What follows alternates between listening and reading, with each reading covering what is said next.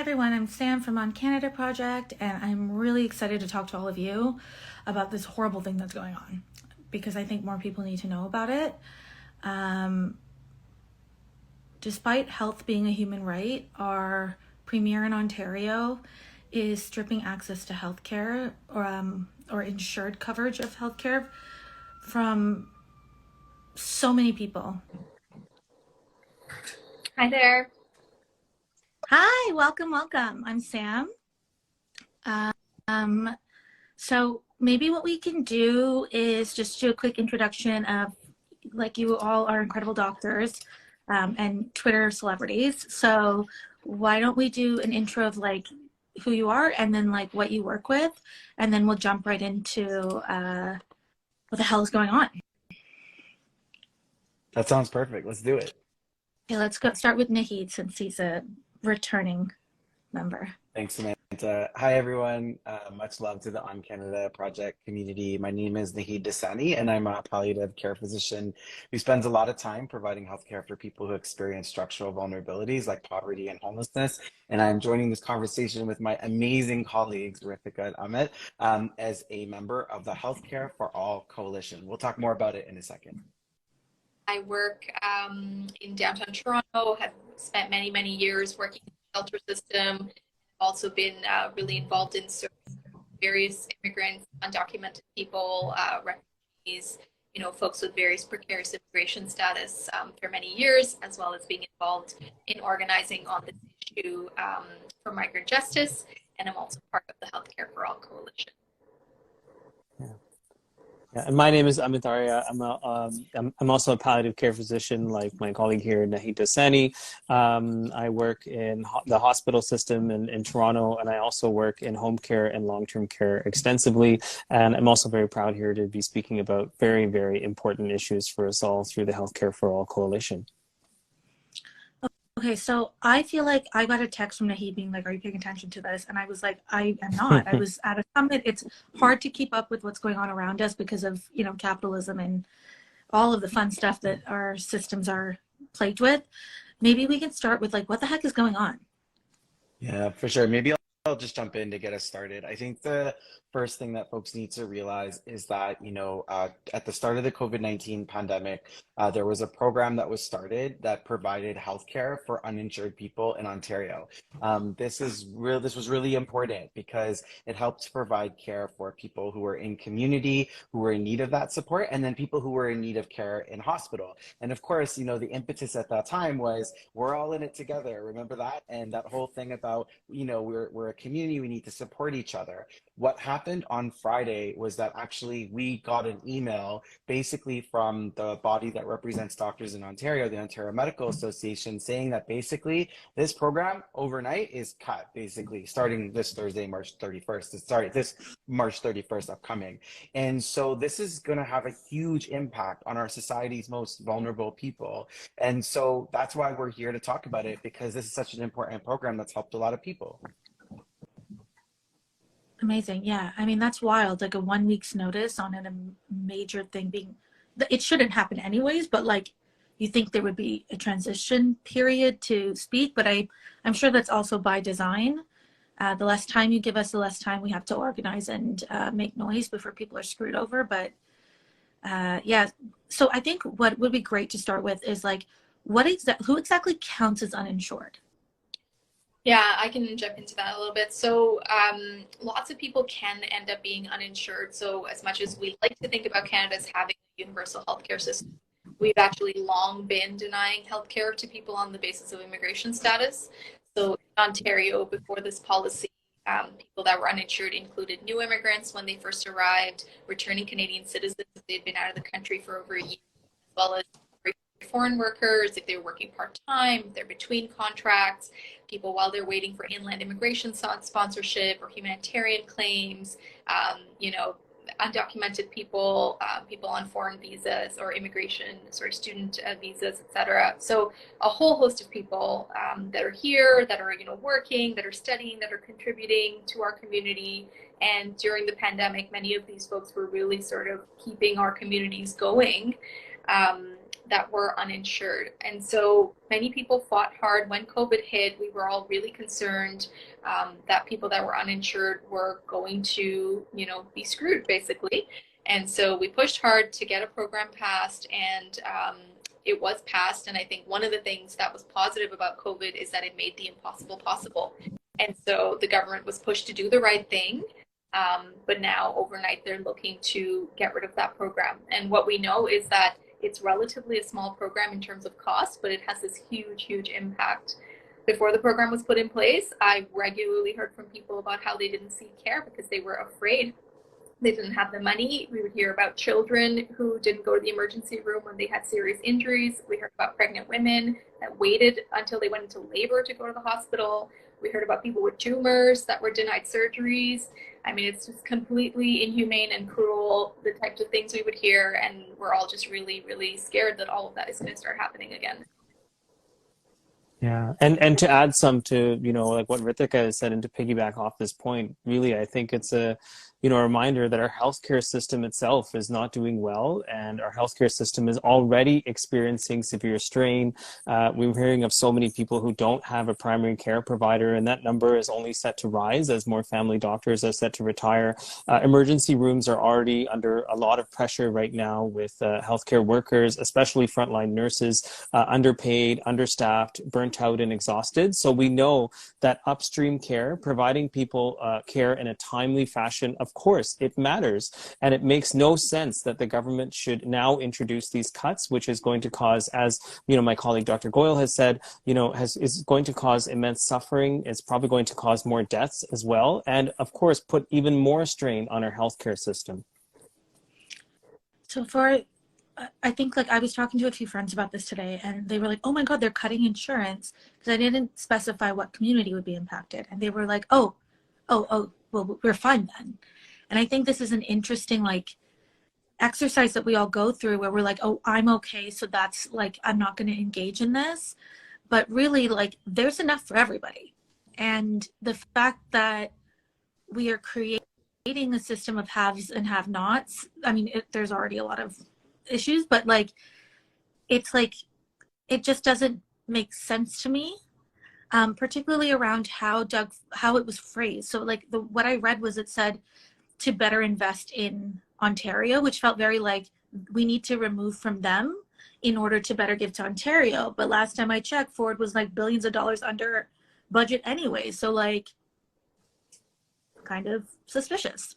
So I'd love for one of you or some of you to speak to the use of language here when really this is a human rights issue, and pitting us against each other is a colonizer tactic, and I'm done with it. So how do we get people to see that? Yeah, for sure. I'll just jump in to say you're absolutely right. Healthcare is a human right, and that's really why this is such a troubling issue for so many of us when you really think about it. And at the end of the day, this is really about the kind of society that we want to live in. Most people that I talk to really care about their communities, and they care about the communities that they live in. And it's that spirit that we're coming to with this conversation. So I think, we'll definitely talk more about how this is a morally important policy. It's important to do the right thing, and doing the right thing would be reinstating this program and stopping the cuts. But it's also a smart thing to do. I just want to hone in on something that Amit mentioned earlier, just talking a bit more about that upstream downstream concept. For those who are new to this idea, just picture people who are going through their illness journeys or their disease journeys. Those folks might be downstream. If we actually go upstream and we intervene earlier, we're able to prevent that illness from progressing, or that set of illnesses from getting worse and people getting sicker, and then using more healthcare resources. What's happening here is we're essentially really being penny wise and pound foolish. We're cutting healthcare in upstream when people need that timely care. They're just gonna then get sick, avoid care because people don't want to show up to the hospital and get turned away by reception. People don't want to be treated poorly. People will fear showing up in the hospital and not get the supports and care they need, and they'll just progress in the illnesses. And then later on downstream, they'll still present to the ER and hospital And at that point, our systems are still going to have to absorb the cost anyway. And the worst part is those costs will come out of public purses, out of public dollars that are going to be in the programs that you and I might need to access healthcare. So why not just go upstream for this nominal amount of money that is such a small amount? We're talking, the Toronto Star reported $15 million over 3 years, roughly. We're spending billions and billions on highways, right? Why are we not focused on this small amount of money that's this huge payoff, right? Yeah, and I think actually that is what even the research that was done before the policy was put in place showed exactly that, right? People would show up to emergency room sicker, more serious conditions. If they were uninsured, they were more likely to live untreated, they were to die. And that's what's going to start happening again. This will actually cost lives, and it's entirely preventable. And I think it is ideological, right? I don't think it actually makes sense in terms of the policy. It doesn't make sense in terms of defending universal health care and the supposed values that people say they espouse. I think it's ideological. It's about, pitting people against one another. And I don't think it's the type of society that any of us want to live in. Yeah, I mean, I was just going to say the cruelty and the and the vindictiveness of it seems to be the point, because this, just sort of seconding what Dr. Goel just mentioned, I think this doesn't make sense from a policy perspective, doesn't make sense for our healthcare system, and it doesn't make sense economically either. So when one really kind of looks at all those points, that's really the only conclusion that we can draw. I feel like when I was reflecting on this, something that came up for me quite a bit is that we've banned overt racism in theory. You're not allowed to be overtly racist in legislation anymore, as of I don't know, the 70s or 80s or whenever. It was before I was born, but it feels really like covert racism, because disproportionately these are going to be people of color. So it's interesting, the haves and have not conversation of we're going to take from them to invest in other Ontario citizens instead of all Ontario residents. But it feels racist. It feels super racist. You're cutting programs that are benefiting people of color. And I feel like that's often not said in the reporting. The reporting is all very we don't see color, but there's color. And it's going to be people of color, people who are not unlike my parents when they first got here, your families when they first got here, who are now going to be without health insurance, and we're not calling it what it is, which is racism. Yeah, straight up. When we talk about systemic inequality and we talk about systemic racism, this is what we mean. The population of people who are going to be most impacted by this policy change are going to be our society's most vulnerable, racialized folks, people living in poverty, people experiencing homelessness, migrants, migrant workers, undocumented, non-status people who live and work in Ontario that we depend on every day to get a cup of coffee, to getting our clothes clean, to anything, you can imagine. These are folks who are part of our society. And so, yeah, this really cuts deep. There's the obvious policy discussion about, funding cuts for an important program. But what cuts deeper, honestly, you're so right, is the systemic inequity and the systemic racism that's manifested from it, 100%. Right. And if you can be racist about this, where does it stop? It's a slippery slope from when you decide to start being racist with your policies. I mean, he's pretty racist to start with, given his policies, but it's a slippery slope. And I think that if you feel safe because you're not the person losing your health insurance right now, look, it goes from some to most real fast. And that if you're not compelled to do something about this because you're not personally impacted, at least do it for the selfish reason. If you're not doing this because it's the right thing to do, advocating for this, at least do it for the selfish reason of if it can happen to them, it can happen to you, because it likely will. We're moving towards a really scary, gross version of healthcare. Yeah, I think the other thing is also that COVID taught us that our health is all connected, right? Yeah. When we're all healthier, and that's true in the pandemic, but that's true in so many other ways. So I agree. I mean, do it because it's the right thing to do. Do it because do it for selfish reasons. All the reasons insurance makes sense. It's the smart thing to do economically. It's the right thing to do ethically. And it's also the thing that benefits you personally.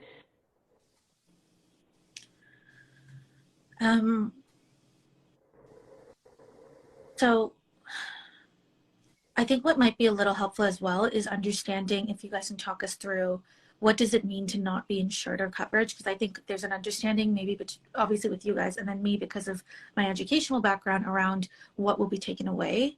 But let's say someone has an infection, like what, like if you can talk me through that patient journey of like what's now going to be gone, versus like what we will still have, and like that difference, if that makes sense. Yeah, Ritika, you want to go ahead with this one? Sure. Yeah. So historically, we're talking about, OHIP has covered people who are citizens and people who are permanent residents, but there have been all of these different gaps. So if you're a new immigrant, when you first arrive to Ontario, you go through what's called a 3-month waiting period.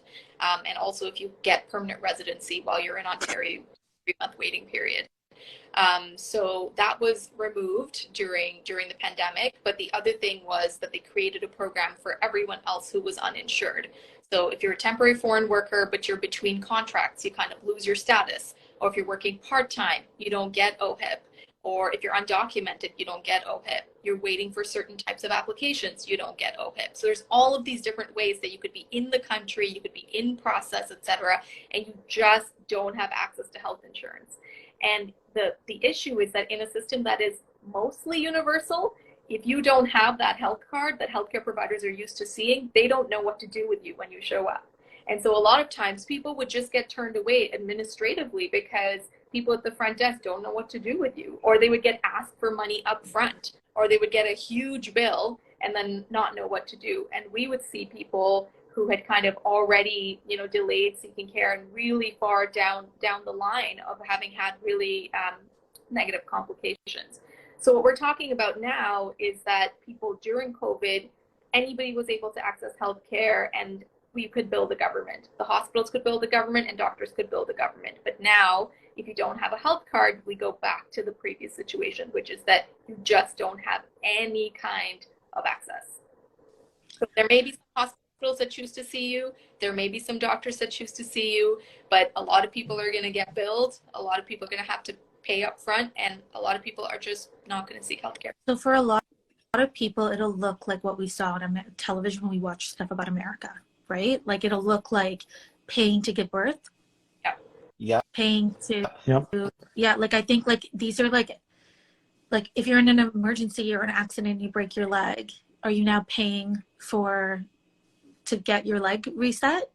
But maybe even worse in some ways, because there's the mirage of universality here, right? So what you might actually see is, as Ruth has mentioned, that people may not even show up for care anymore because they will be turned away at the reception desk, or they'll be, threatened with the bill before they even get the care, right? And so it's similar, but it's slightly, different. And so these folks will go underground, right? And they will be in our communities, and they will get sicker, and they will deal with the consequences of that. Doesn't it make more sense to deal with someone's high blood pressure upstream rather than wait for them to have a stroke and then have to deal with the costs later on? Like the moral argument, but the cost argument too, right?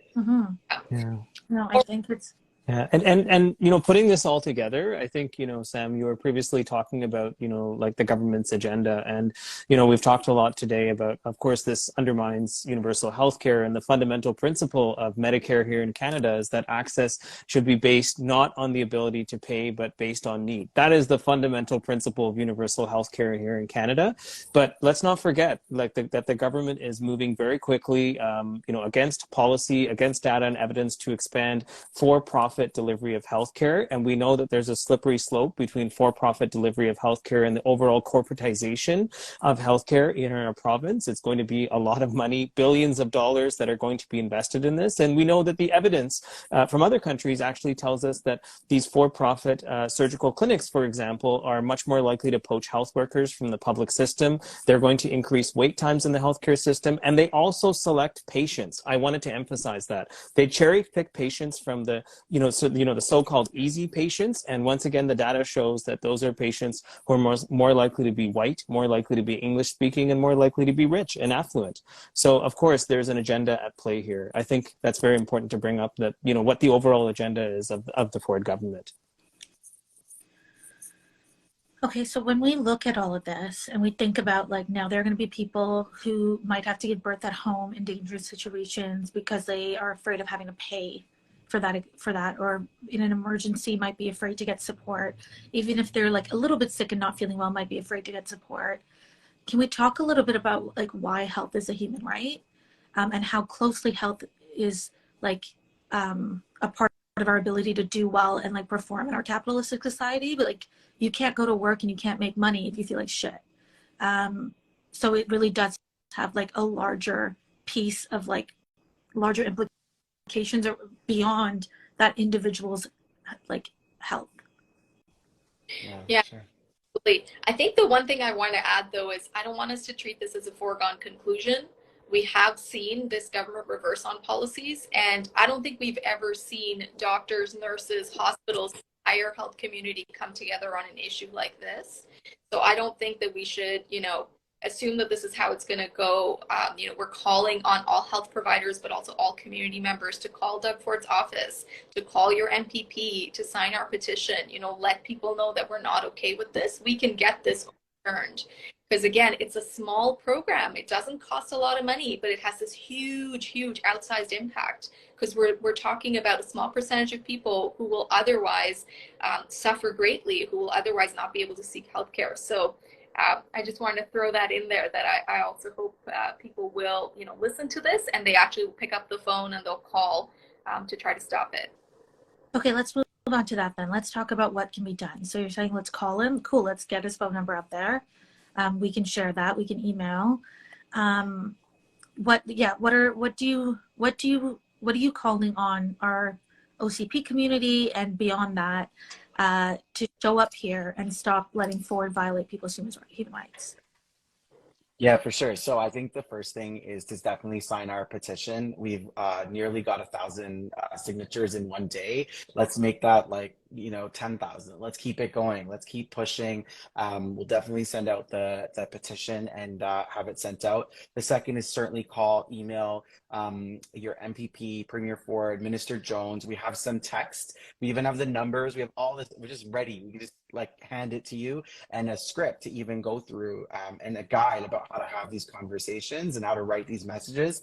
Then finally, second last, on Thursday, March 30th, we are doing a demonstration at Queen's Park at 12 p.m. And so we encourage folks who are able and have the capacity to do so to join us in person, bring your signs, bring your energy, because we're going to need it for sure. And then finally, jump on social media, because this policy, the cuts actually come into play on March 31st.